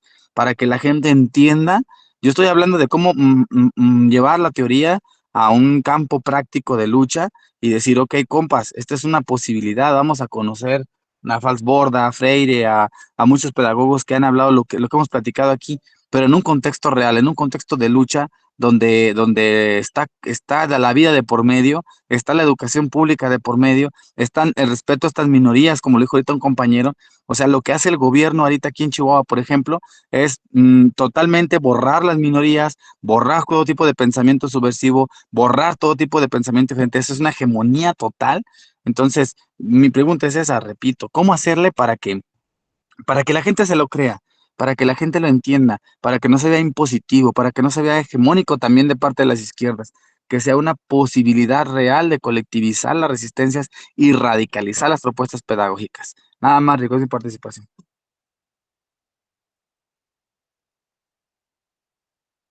Bueno, varias cosas, ¿no? Recuerden ustedes que esta propuesta, ¿no? Y que le vamos a denominar pedagogía sentipensante, y le vamos a denominar porque no aparece acá en la sociología, pero es una pedagogía, pues es obvio, ¿no?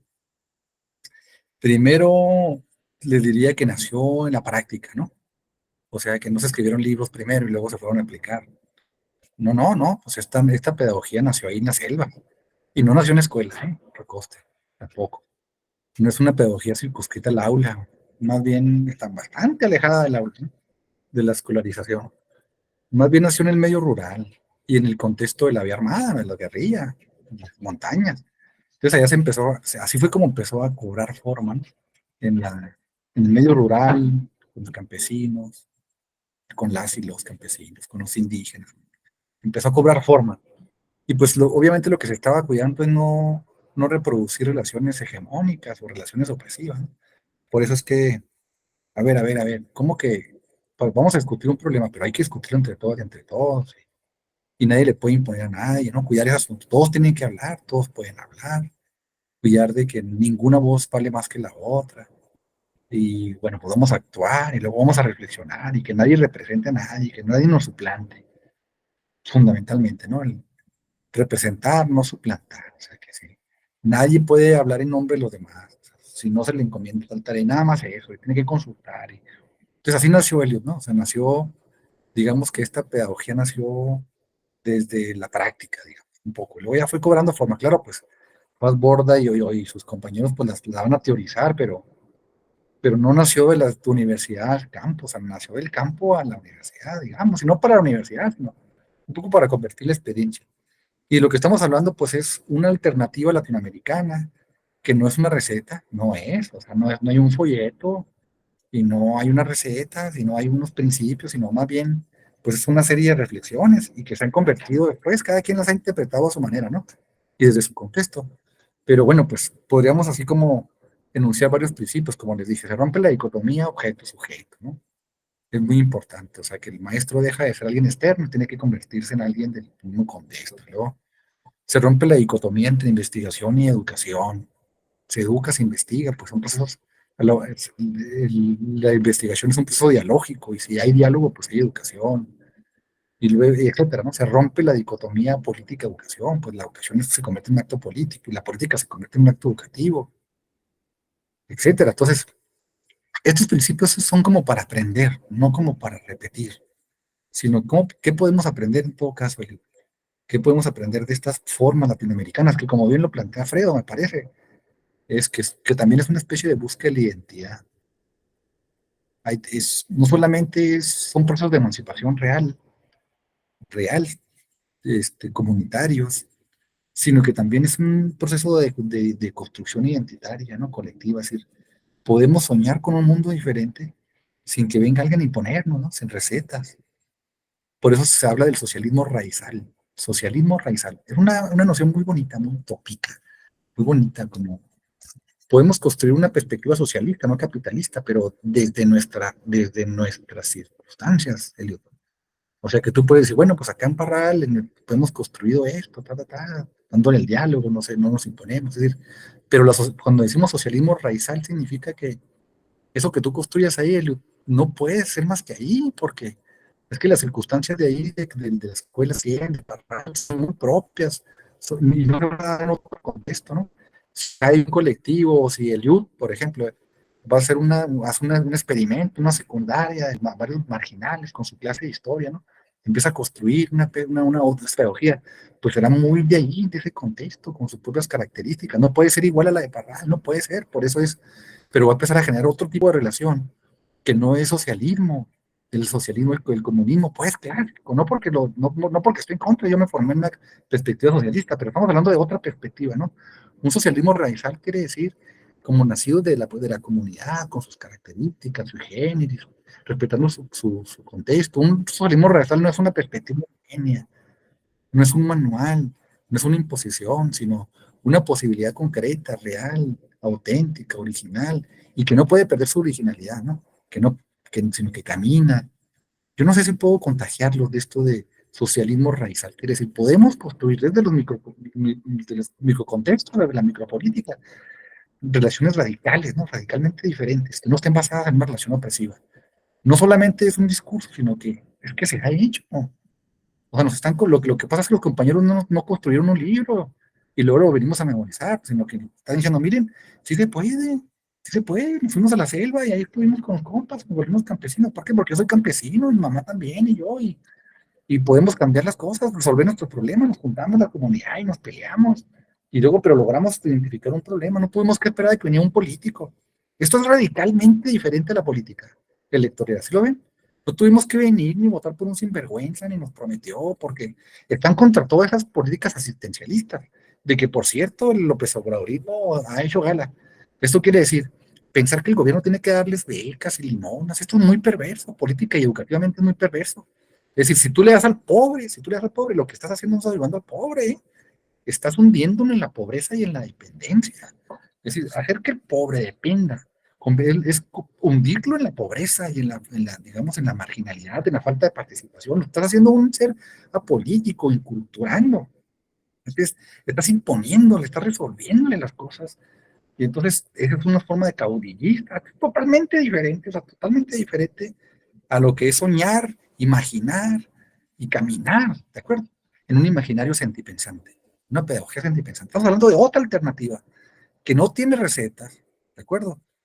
Que va a ser muy, muy singular y que podríamos llamar como socialismo raizal. A ver, no sé si un poco estoy en la misma sintonía, Elliot.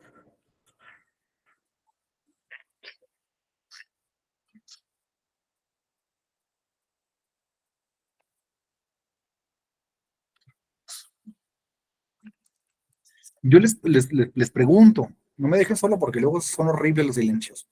Les pregunto si encuentran diferencias entre la pedagogía sentipensante y pues las diferencias con lo que conocemos, con la política convencional, si realmente es una alternativa a esto que el mismo Borda llamó desarrollo sin rumbo, progresismo sin rumbo. ¿A dónde nos lleva, por ejemplo? ¿A dónde nos lleva? Está bien. Yo soy antiderechista, obvio, claro, ¿verdad? Claro. Pero yo no soy morenista, ¿no? Yo no creo que la opción de López Obrador, la política convencional, los partidos políticos sean una opción para construir identidad, digamos rumbo. O sea, ¿para dónde vamos? ¿A dónde nos llevan? ¿Realmente tienen claro o no tienen claro? Lo que dice Falborda es que ni siquiera tienen claro. Estos gobiernos progresistas, pues lo que quieren es mantener el poder y reproducirse y ganar la siguiente campaña, pero ¿a dónde van? ¿Tienen claro a dónde van? ¿A dónde nos llevan? ¿Tienen claro? O sea, hay alguien aquí que puede decirme, no, sí, tienen claro. Yo le diría, en Cuba sí se sabe a dónde nos llevan, a dónde va. Ellos sí. Pero nosotros, ¿a dónde vamos? ¿A dónde vamos con estas políticas populistas y asistencialistas? Ya les dije, seguramente voy a votar por Morena, no hay bronca, pero eso no significa yo que esté ciego, que no pueda ver que ese modelo de desarrollo no es un modelo radical al capitalismo. Es un modelo que esté pensando en la radicalidad, que no esté pensando que tenga de incluso en un rumbo definido para dónde vamos. En fin, venga pues, hay varias manos levantadas. Alfredo. Sí, pues, nada, me parece como interesante esto que decías sobre la política y bueno, a mí me es útil pensar entre una distinción entre representación y presencia.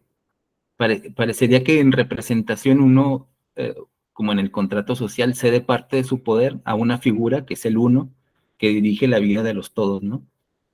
Pero en la presencia, uno se hace cargo de manera responsable de los actos, es decir, no espera ni la salvación ni el aniquilamiento de la mano del uno, ¿no?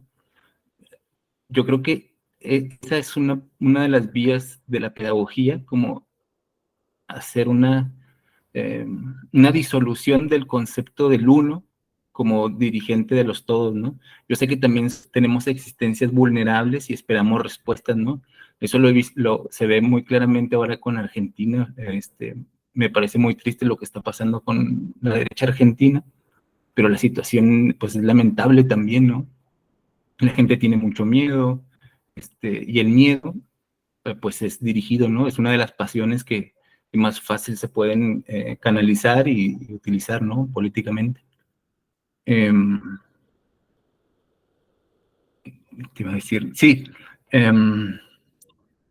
como hay algo que dice Spinoza que me gusta mucho también a propósito del miedo. Baruch Spinoza, judío excomulgado, dice, el hombre lucha por su esclavitud como si se tratara de su libertad.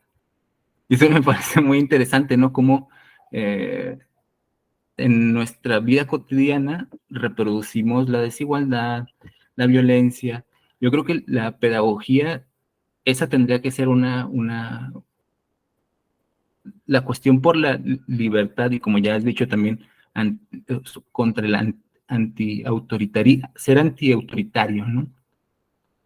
Y también yo creo que es importante hacer una autocrítica profunda como país y borrar un poco las estructuras ideológicas del nacionalismo, porque yo creo que en el nacionalismo, como modo de superstición trascendental, hay un germen castrista, de alguna manera hay un germen que justifica casi teológicamente la existencia de los ejércitos. Yo, por ejemplo, eso lo discutían en Uruguay porque hubo un momento en el que se subió el presupuesto al ejército y estaban luchando por la subida del presupuesto a la educación, ¿no?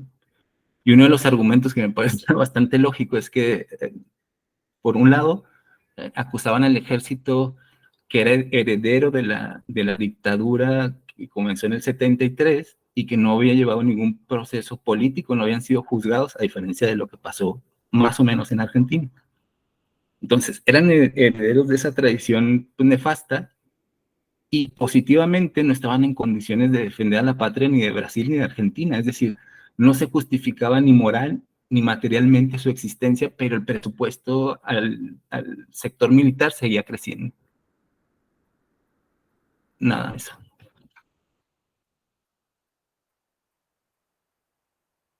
Bien, escuchamos bien. Pero, Eric Soria, adelante. Gracias. Nada más quisiera hacer una participación muy breve de dos comentarios que creo que se quedan, bueno, de dos comentarios respecto a lo que me parece, o lo que me ha parecido justamente esta parte de la lectura, que no supe por dónde entrar, estuve leyendo varias partes porque mandé un correo como la vez pasada, tuve que salir antes, entonces jamás supe qué parte ni qué respuesta, entonces, pero bueno, el... Creo que hay bueno, dos observaciones fundamentales. La primera, que la primera pregunta, son dos preguntas. La primera pregunta que me hacía, justamente cuando estaba leyendo y pensando en esto y escuchando a los compañeros, es eh, que si de pronto podría caber la posibilidad de que estemos perdiendo o se pierda justamente el centro o el foco de atención. Si pensamos justamente en los contextos en los cuales estamos hablando, de los dos ejemplos que hemos utilizado, que es el parte del trabajo que realizó Falsborda y con los otros, y lo de las comunidades zapatistas, creo que hay un elemento coincidente, justamente que es un marco, un, eh, un escenario con ciertas características muy propias de un determinado tipo de población, de un determinado tipo de contexto, y que la pregunta que me surge primero es que si realmente más bien estamos desenfocando el centro de atención y nos estamos colocando justamente en una herramienta que no sabemos si incluso se admite la posibilidad de que no funcione en otro lado, ¿no? Y entonces la pregunta sería si a lo que tendríamos que poner atención justamente en estos procesos que estamos, en los cuales estamos intentando reflexionar, sería a este proceso de investigación, acción participativa o al contexto que se está desarrollando y en el cual están insertos en esos procesos y a las características propias de esos contextos que justamente es lo que se tendría que reproducir.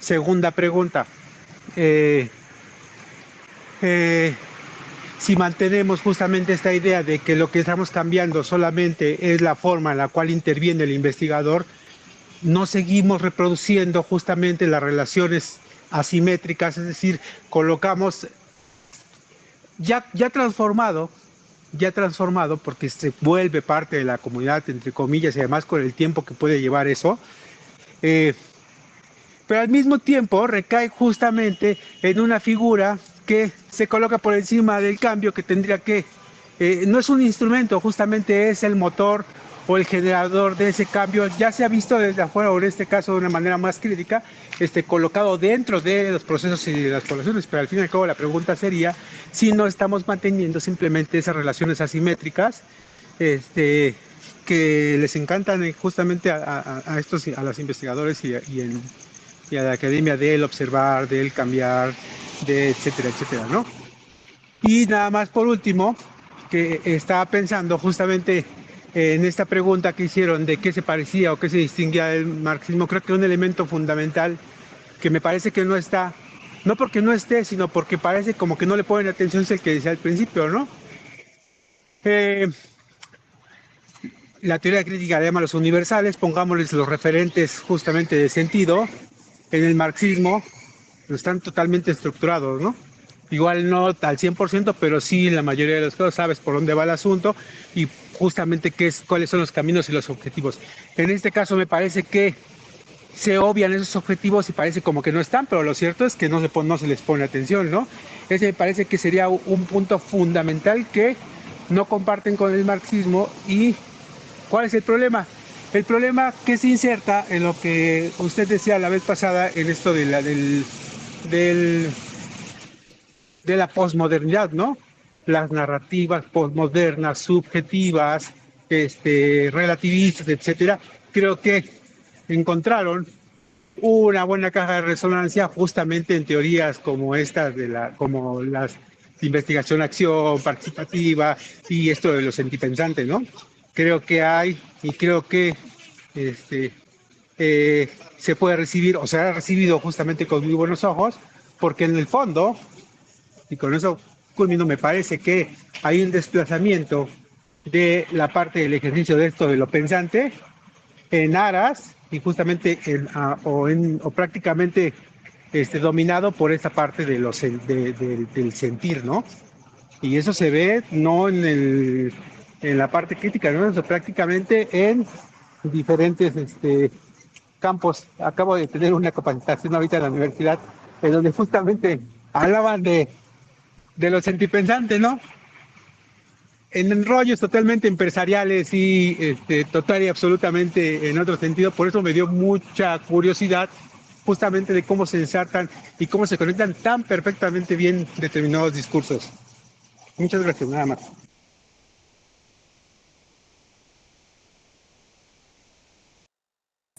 Bueno, déjeme una intervención. Si no hay alguien más, ¿eh?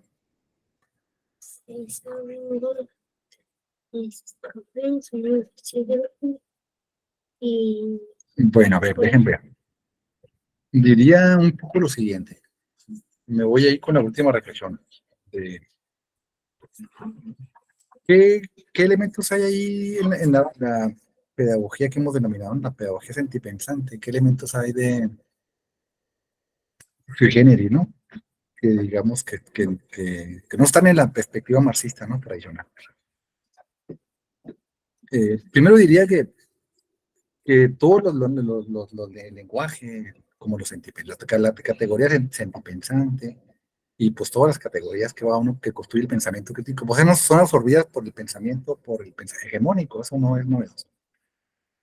Por eso, fuera de su contexto, las nociones pues pierden sentido.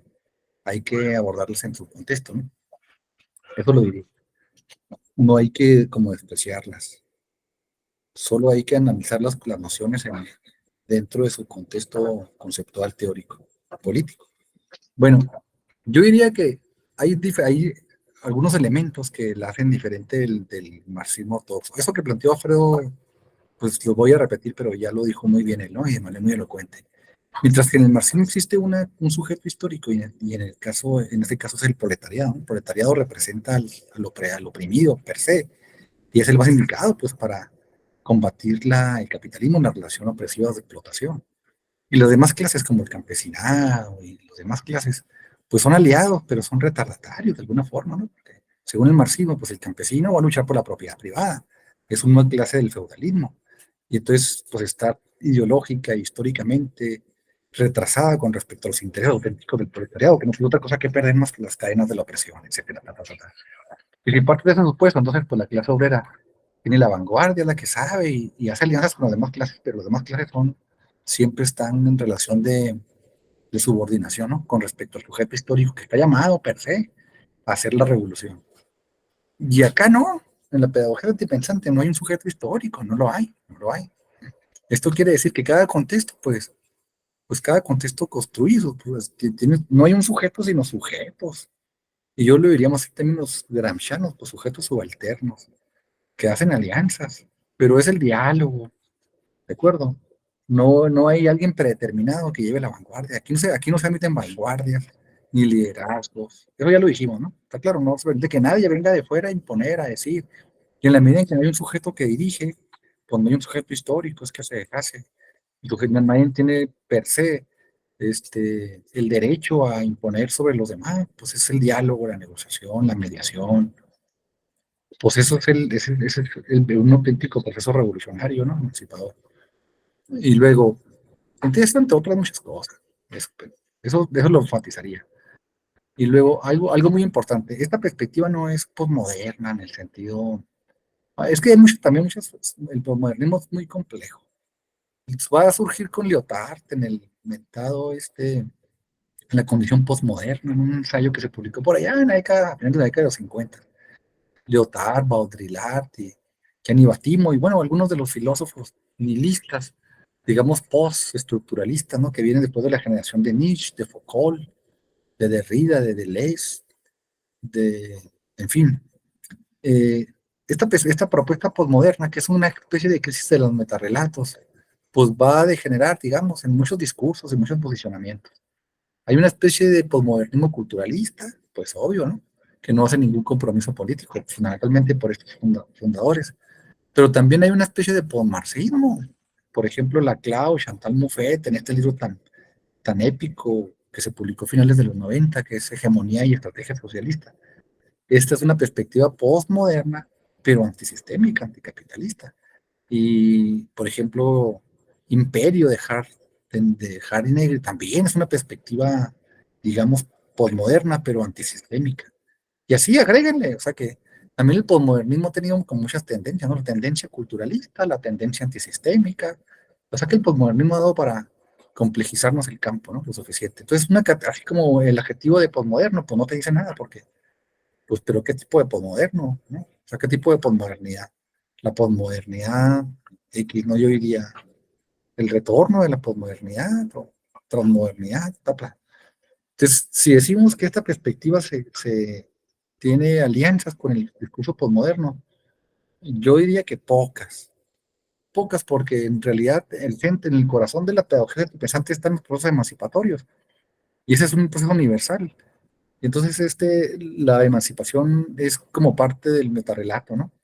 Del marxismo, que va a retomar. Entonces, yo diría que tiene distanciamientos y encuentros con la perspectiva marxista.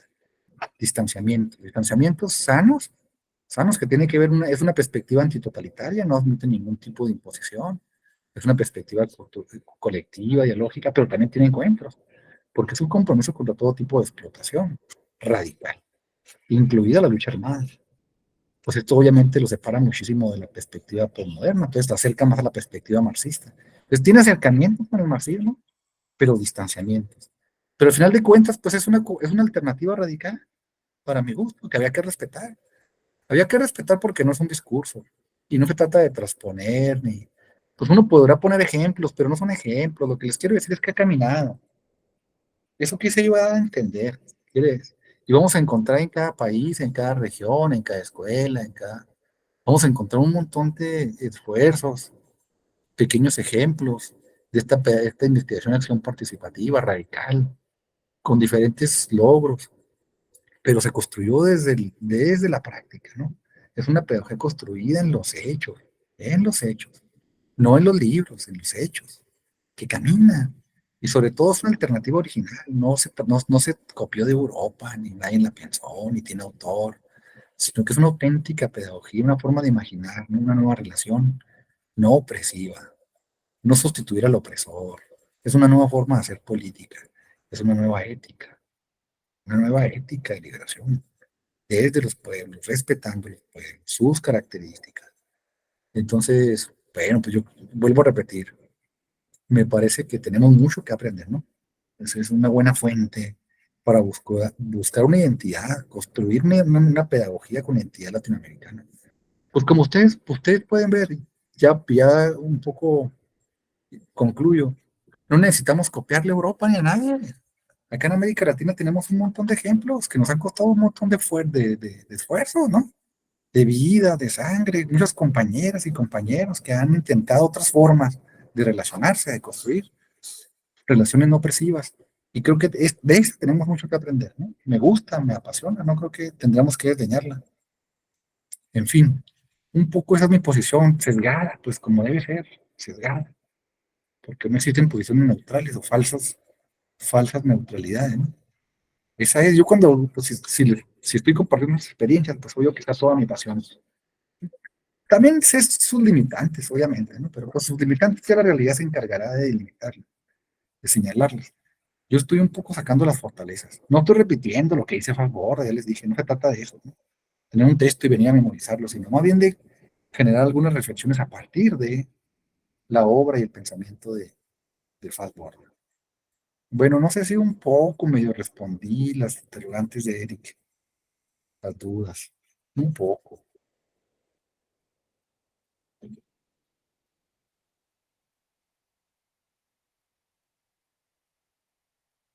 A ver, bien, no sé si alguien más quiere intervenir, quiera participar. Denis, adelante, Denis.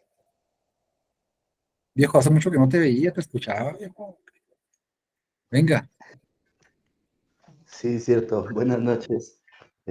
Sí, con ganas de decir algunas cosas, porque salen ahí bastantes comentarios que pues dan para comentar, ¿no? Valga la redundancia como para profundizar en ellos. Bueno, tampoco me voy a meter a todos, porque bueno, yo quiero reafirmar también desde la misma práctica justo lo que se está dialogando, comentando en relación a la investigación, acción participativa, a la pedagogía sentipensante. Y lo quiero plantear desde justo de la experiencia propia, ¿no? Porque además también me resuena el tema de la educación popular, ¿no? Y los planteamientos que se hacen en este caso. Es bien interesante, aquí también leía parte de lo que se dice en el chat y pues como bien dice ahí uno de los compañeros, si no estoy mal, eh, el asunto es que no sea ni calco ni copia, ¿no? Sino creación propia, creación histórica, ¿no? Palabras de Mariátegui. Y pues creo que por ahí va también, tú ya lo habías mencionado, la originalidad y las propias creaciones de estos territorios. No tenemos nada que envidiar o pues nada que copiar de Europa, de Occidente principalmente, ¿no? Eso por un lado. Y luego en la experiencia justamente de un trabajo de investigación que parte desde la experiencia propia, en este caso de la vivencia de, de trabajar en los organismos no gubernamentales a través de 15 años, más o menos, en diferentes organismos de manera interna, externa, colaborando en diferentes formas, pues, pues nace también la curiosidad, la necesidad y las discusiones, reflexiones a partir de esas acciones, eh, acciones que digo justo la de trabajar en estos organismos no gubernamentales, de entender sus dinámicas, ¿no? De entender cómo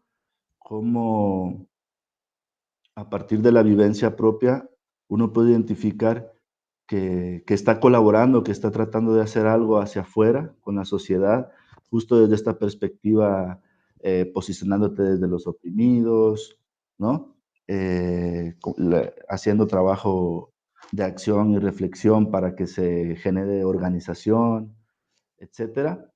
Pero te das cuenta que internamente, por ejemplo, dentro de estas organizaciones no gubernamentales, eh, se dan acciones que están completamente fuera del discurso que se hace o de la acción que se hace hacia afuera. Bueno, a lo que voy es, me causa justo toda la inquietud el poder, el saber sus herramientas, las herramientas de los organismos no gubernamentales, no solo económicas, sino políticas y pedagógicas, porque mucha ONG, si no es que la gran mayoría, no todas, hacen trabajo pedagógico, ¿no? Hacen talleres, hacen mucho tipo de cuestiones desde sus propias planeaciones internas, trabajo pedagógico. Sus instrumentos, pues, pedagógicos de planeación de sus trabajos, ¿de dónde vienen, no? ¿Quién se los da? ¿De dónde salen estos instrumentos?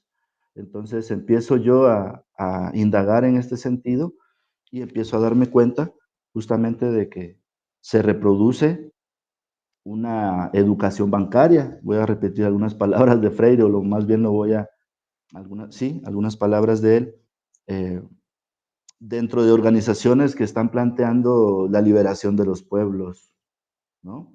Y a veces esto es consciente o no lo es dentro de estas organizaciones. Y ese es un poco el trabajo que estoy tratando de hacer desde la investigación acción participativa, es decir, desde esta pedagogía sentipensante, pero que de una u otra forma entiendo, o siento yo, o la veo así, creo, que también la educación popular ha sido muy útil en este sentido, ¿no?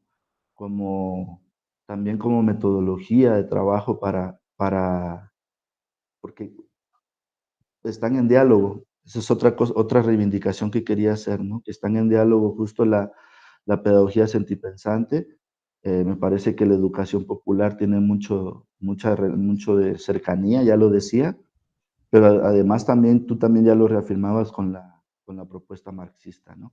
Con sus diferencias, por supuesto, y que también algunas uno no las puede identificar tan fácilmente. pero me parece que se fortalecen entre ellas, ¿no?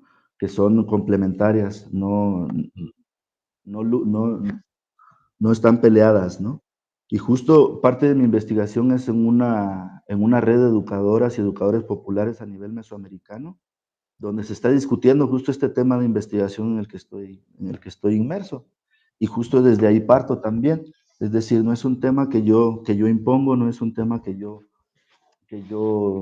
llevo a la discusión, sino es un tema que ya parte desde las organizaciones mismas, que es una diversidad de organizaciones, ¿no? Hay ONGs, pero también hay organizaciones de base en esta red mesoamericana de educación popular. Entonces, eso fortalece un poco la necesidad, digamos, de entrarle a esta investigación. Entonces, me parece que justo parto del proceso de investigación como experiencia propia para decir que la pedagogía sentipensante, que la educación popular, que el materialismo dialéctico, ¿no? El marxismo como tal, son herramientas que se fortalecen, son planteamientos, filosofías que se fortalecen unas a otras, ¿no? Para, para liberarnos de la opresión, ¿no? Me parece que son complementarias y no pelean entre ellas en alguna parte. Eh, por ahí lo dejo. Gracias.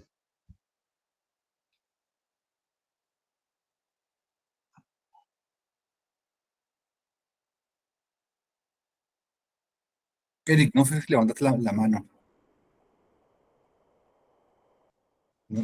No, se quedó desde hace rato.